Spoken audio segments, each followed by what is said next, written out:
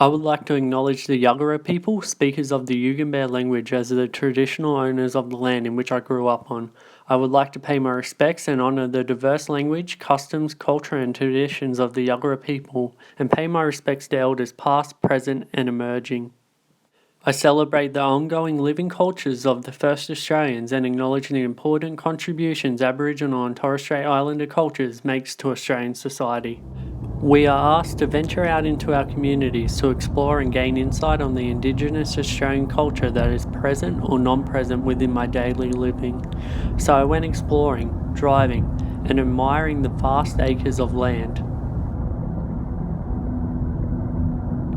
I did not realise until now just how little acknowledgement there was for the Yuggera people. Why does it feel like that their history has been made invisible?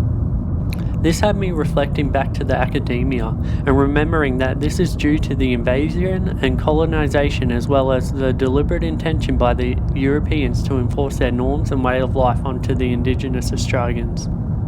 This was implemented by firstly disempowerment through cruel and prolonged unjust treatment, through the removal and takeover of the land and the tearing down of the connection to country. This had me pausing, reminiscing on why we weren't more informed in school. Where was the real truth in the teaching? No wonder the Aboriginal and Torres Strait Islander people feel unjust. I would too.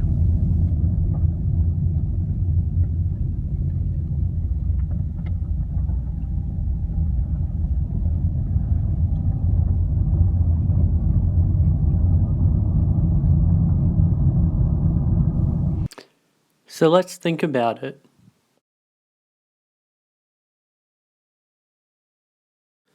Were we taught this in school?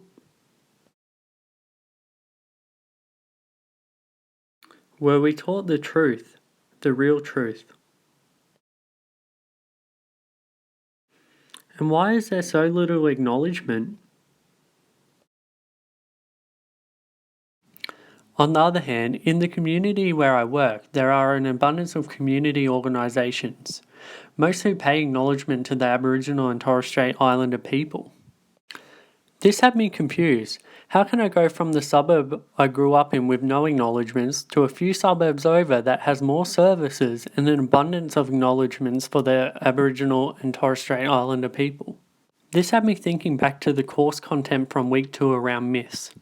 Does the community in which I grew up in only believe that Indigenous people live out in the bush and that's why they pay so little acknowledgement? Because they believe that they're not around? Is the community in which I work more aware of the myths and realise that Indigenous people don't only live out in the bush and that's why they pay acknowledgement? I know for me that I don't believe in myths, and I like to conduct my own research to help inform my own beliefs. Within my workplace, the housing and homelessness sector, I hear a lot of people say if I were Indigenous, then Centrelink would give me so much more money and I could get a house easier. It saddens me that in week 2 of the coursework that this is one of the myths present and that people still have this way of thinking and passing blame on to Aboriginal and Torres Strait Islander people. I feel that we still have so far to go to reach better understandings. It really confuses and upsets me that some people are not willing to engage in learning about the history. For me, I try to engage in Indigenous culture and country through learning in my workplace. I just recently attended a smoking ceremony, which was a new experience for me. I believe I engage in these learnings because I've been brought up to remain open to new opportunities. I believe in creating a better future where we can all feel heard and understood.